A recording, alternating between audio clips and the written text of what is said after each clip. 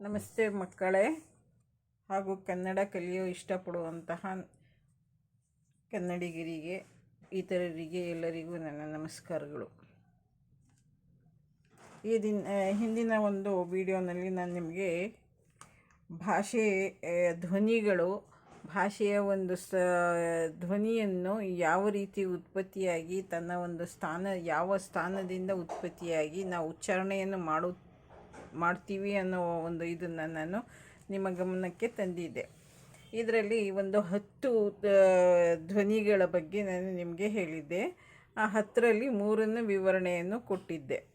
ಕಂಠ್ಯಾಮ್, ತಾಲ್ವ್ಯ, ಮೂರ್ಧನ್ಯ ಅಂತ 3 ಒಂದು ಇದಕ್ಕೆ ನಾನು ಯಾವ ಅಕ್ಷರಗಳು ಯಾವ ಒಂದು ಸ್ಥಾನದಿಂದ ಯಾವ ಒಂದು ದೇಹದ ಅಂಗಗಳಿಂದ ಆ ಒಂದು ಅಕ್ಷರದ ಉಚ್ಚಾರಣೆ ಉತ್ಪತ್ತಿಯಾಗಿ ನಾವು ಉಚ್ಚಾರಣೆ ಮಾಡ್ತೀವಿ ಅಂತ ಹೇಳಿಬಿಟ್ಟು ನಿಮ್ಮ ಗಮನಕ್ಕೆ ತಂದಿದೆ.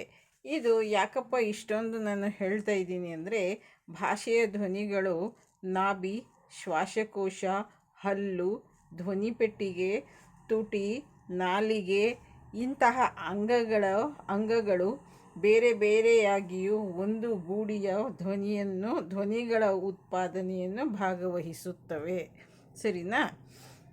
ನಾಭಿ, ಶ್ವಾಸಕೋಶ, ನಾವು ಉಸಿರಾಡ್ತೀವಲ್ವ, ಲಂಗ್ಸು, ಅಲ್ಲಿಂದ ಹಲ್ಲು ಇವುಗಳ ಸಹಾಯದಿಂದ, ಧ್ವನಿಪೆಟ್ಟಿಗೆ ಸೌಂಡ್ ಬಾಕ್ಸ್ ನಮ್ಮಲ್ಲಿ ಇರುತ್ತಲ್ಲ ಅದರಿಂದ, ತುಟಿಗಳ ಸಹಾಯದಿಂದ, ನಾಲಿಗೆಯ ನೆರವಿನಿಂದ ಈ ಅಂಗಗಳು ಬೇರೆ ಬೇರೆಯಾಗಿಯೇ ಸಪ್ರೇಟಾಗಿಯೂ ಉಚ್ಚಾರಣೆ ಮಾಡ್ತೀವಿ ಅದನ್ನು ಬಳಸ್ಕೊಂಡು.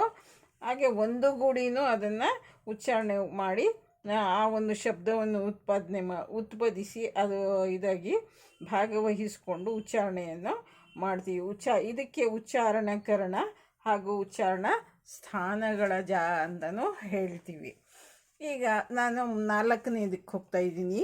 ದಂತ್ಯ, ಹಲ್ಲುಗಳ ಸಹಾಯದಿಂದ ಹುಟ್ಟುವ ವರ್ಣಗಳು. ಅಂದರೆ ಹಲ್ಲುಗಳಿಗೆ ನಾಲಿಗೆ ತಗಲಿ ಆ ಹಲ್ಲುಗಳ ಸಹಾಯದಿಂದ ಬರುವಂತಹ ಶಬ್ದಗಳು ಅಂದರೆ ಅಕ್ಷರಗಳು, ವರ್ಣಗಳು ಯಾವ್ಯಾವುದು ಅಂದರೆ ತ, ಥ, ದ, ಧ, ದ, ಲ, ನ, ಸ. ಇಷ್ಟು ಅಕ್ಷರಗಳು ನಾವು ಹೇಳ್ತಾ ಇದ್ದಾಗ ನಮ್ಮ ಒಂದು ಉಚ್ಚಾರಣೆ ಮಾಡುವಾಗ ನಾಲಿಗೆಯ ಜೊತೆಗೆ ಈ ದಂತಗಳು, ಹಲ್ಲುಗಳ ನೆರವಿನಿಂದ ಈ ಶಬ್ದಗಳು ಉಚ್ಚಾರಣೆ ಮಾಡೋಕ್ಕೆ ಸಾಧ್ಯ ಆಗೋದು. ಹಾಗೆ ಓಷ್ಠ್ಯ ಅನ್ನೋದೊಂದಿದೆ. ಆ ಓಷ್ಠ್ಯ ಅಂದರೆ ತುಟಿಗಳು. ನಾವು ಆ ತುಟಿಗಳನ್ನು ಬಳಸ್ಕೊಂಡು ನಾಲಿಗೆ ಇದನ್ನೆಲ್ಲ ಮಾಡಿ ಅದರ ಜೊತೆಗೆ ಉತ್ಪತ್ತಿಯಾಗುವಂತಹ ಒಂದು ಶಬ್ದದ ಅಕ್ಷರಗಳು ಯಾವ್ಯಾವುದು ಅಂತ ನೋಡೋಣ. ತುಟಿಗಳ ನೆರವಿನಿಂದ ಹುಟ್ಟುವ ವರ್ಣಗಳು, ಅಕ್ಷರಗಳು ಅದು ಯಾವುದಪ್ಪ ಅಂದರೆ ಉ, ಊ. ನೋಡಿ, ತುಟಿಗಳು ಉ ಅಂದಾಗ ನಮ್ಮ ತುಟಿಗಳು ಓ ಆಕಾರದಲ್ಲಿ ಬರುತ್ತೆ. ಊ, ಪ. 2 ತುಟಿಗಳು ಒಂದಕ್ಕೊಂದು ಮಾಡಿ ಪ್ರೆಸ್ ಮಾಡಿ ಹೇಳ್ತೀವಿ. ಪ, ಫ, ಬ, ಭ. ಈ ಅಕ್ಷರಗಳನ್ನು ನಾವು ಏನು ಮಾಡ್ತೀವಿ, ಓಷ್ಠ್ಯ ಅಕ್ಷರಗಳು ಅಂತ ಹೇಳ್ತೀವಿ. ಯಾಕಂದರೆ ಓಷ್ಠ್ಯ ಅಂದರೆ ತುಟಿ ಅಂತ. ನಾಸಿಕಗನಂದರೆ ಮೂಗಿನ ನೆರವಿನಿಂದ ಹುಟ್ಟುವಂತಹ ಶಬ್ದಗಳು. ಮೂಗು ಅಂದರೆ ಮೂಗಿನಿಂದ ಶಬ್ದ ತೆಗೆಯಲ್ಲ, ನಮ್ಮ ಒಂದು ಧ್ವನಿಪೆಟ್ಟಿಗೆಯಿಂದನೇ ಬರೋದು. ಆದರೆ ಅದರ ಶಬ್ದ ನಾವು ತೆಗೆಯುವಾಗ ಒಂದಷ್ಟು ಶಬ್ದ ಮೂಗಿನಿಂದ ಹೊರಗಡೆ ಉಸಿರಿನ ಜೊತೆಗೆ ಬರುತ್ತೆ. ಇದು ಯಾವುದಪ್ಪ ಅಂತಂದರೆ ಜ್ಞ, ಜ್ಞ, ಣ, ನ, ಮ. ನೀವು ಮೂಗು ಮುಚ್ಕೊಂಡು ಹೇಳಕ್ಕೆ ಹೋದರೆ ಈ ಶಬ್ದಗಳು ಸರಿಯಾದ ಉಚ್ಚಾರಣೆ ಬರಲ್ಲ. ಒಂದು ಸತಿ ನೀವು ಇದನ್ನು ಟ್ರೈ ಮಾಡಿ ನೋಡಿ. ಮೂಗನ್ನು ನೀವು ಗಟ್ಟಿಯಾಗಿ ಮುಚ್ಚಿಬಿಟ್ಟು ಬರೀ ಬಾಯಲ್ಲೇ ಹೇಳ್ತೀವಿ ಅಂದರೆ ಈ ಶಬ್ದಗಳು ಸರಿಯಾದ ಉಚ್ಚಾರಣೆ ಇರಲ್ಲ. ನೆಕ್ಸ್ಟು ಕಂಠತಾಲ್ವ್ಯ ಅಂತ ಇದೆ. ಕಂಠ ಮತ್ತು ಕಿರುನಾಲಿಗೆ ಇವೆರಡರ ನೆರವಿನಿಂದ ಉಚ್ಚಾರಣೆ ಆಗುವಂತಹ ಅಕ್ಷರಗಳು ಯಾವುದಪ್ಪ ಅಂದರೆ ಎ, ಎ, ಐ ಅಂತ. ಎ, ಎ, ಐ ಅಂದರೆ ನಮ್ಮ ಕಂಠ ಮತ್ತು ಕಿರುನಾಲಿಗೆ ಒಳಗಡೆ ಒಂದು ಸಣ್ಣ ಪುಟ್ಟ ನಾಲಿಗೆ ಇರುತ್ತೆ. ಆ ನೆರವಿನಿಂದ ಈ 3 ಅಕ್ಷರಗಳನ್ನು ಉಚ್ಚಾರಣೆಯನ್ನು ಮಾಡ್ತೀವಿ. ಕಂಠೋಷ್ಠ್ಯ ಅಂದರೆ ಕಂಠ ಮತ್ತು ತುಟಿಗಳು. ನಮ್ಮ ಒಂದು ಕೊರಳಿನಿಂದ ಶಬ್ದ ಬರುತ್ತೆ ಕಂಠದಿಂದ. ಹಾಗೆ ಅದರ ಜೊತೆಗೆ ಏನಾಗುತ್ತೆ, ನಾವು ತುಟಿಗಳನ್ನು ಸಹಕಾರವನ್ನು ಪಡ್ಕೊಂಡು ಈ ಅಕ್ಷರಗಳನ್ನು ಹೇಳ್ತೀವಿ, ಉಚ್ಚಾರಣೆಯನ್ನು ಮಾಡ್ತೀವಿ. ಒ ಓ ಔ, ಒ ಓ ಔ. ಒಂದ್ಸತಿ ನೀವು ಕೂತ್ಕೊಂಡು ನಿಧಾನವಾಗಿ ಈ ಅಕ್ಷರಗಳ ಉಚ್ಚಾರಣೆಯನ್ನು ಮಾಡಿ ಇದರ ಅನುಭವವನ್ನು ಪಡ್ಕೊಳ್ಳಿ ನೀವು. ನೆಕ್ಸ್ಟು 9ನೇದು ಈ ರೀತಿ ಇದೆ. ಇದಕ್ಕೇನಂತೀವಿ, ದಂತೋಷ್ಠ್ಯ ಅಂತ ಹೇಳ್ತೀವಿ. ಹಲ್ಲುಗಳು ಮತ್ತು ತುಟಿಗಳು,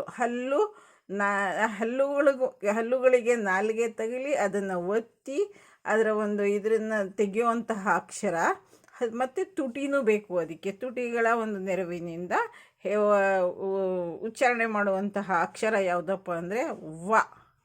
ಕೆಳತುಟಿ ಹೀಗೆ ಒಳಗೆ ಹೋಗುತ್ತೆ, ವ ಅಂತ. ಕೆಳತುಟಿ ಮೇಲಿನ ಹಲ್ಲಿಗಳಿಗೆ ತಗಲಿ ವ ಅಂತ ಹೇಳ್ತೀವಿ. ನೀವು ಒಂದ್ಸತಿ ಇವೆಲ್ಲ ಇಟ್ಕೊಂಡು ಇದೇ ರೀತಿ 10 ಇದನ್ನು ನೀವು ಇಟ್ಕೊಂಡು ಉತ್ಪತ್ತಿ ಸ್ಥಾನವನ್ನು ಯಾವ ರೀತಿ ಅಕ್ಷರಗಳನ್ನು ಹೇಳ್ತೀವಿ ಅಂತ ನೀವು ತಿಳ್ಕೊಂಡು ಅದನ್ನು ನೀವು ಉಚ್ಚಾರಣೆಯನ್ನು ಮಾಡಿ ತಿಳ್ಕೊಳ್ಳಿ ಇದನ್ನ.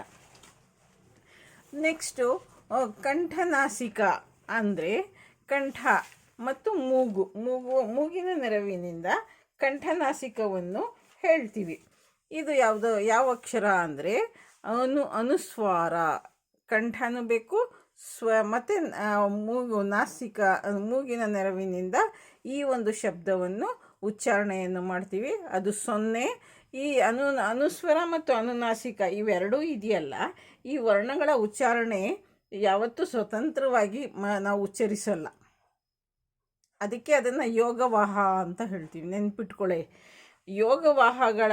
ವಾಹಗಳು ಯಾವುದು ಅಂದರೆ ಎರಡು ಅಕ್ಷರಗಳು, ಒಂದು ವಿಸರ್ಗ, ಇನ್ನೊಂದು ಅನುಸ್ವಾರ. ಈ ಅನುಸ್ವಾರ ಮತ್ತು ವಿಸರ್ಗ ಅನ್ನೋ 2 ಸ್ವರಗಳಿವೆಯಲ್ಲ, ಇದು ಸ್ವತಂತ್ರವಾಗಿ ಯಾವತ್ತೂ ನಾವು ಓದೋಕ್ಕೆ ಸಾಧ್ಯ ಆಗಲ್ಲ. ಆದ್ದರಿಂದ ನಾವೇನು ಮಾಡ್ತೀವಿ, ಅದನ್ನು ಒಂದು ಹ್ರಸ್ವ ಸ್ವರ ಆದ ಅ ಅನ್ನೋದನ್ನು ಆ ಒಂದು ಸ್ವರದ ಮುಂದೆ ಸೇರಿಸಿ ಅದನ್ನು ಸೇರಿಸ್ಕೊಂಡು ಉಚ್ಚಾರಣೆಯನ್ನು ಮಾಡ್ತೀವಿ. ಅಥವಾ ಯಾವುದೋ ಒಂದು ವ್ಯಂಜನವನ್ನು ಹಾಕ್ಕೊಂಡು ಆ ಶಬ್ದವನ್ನು ಇದು ಮಾಡ್ತೀವಿ.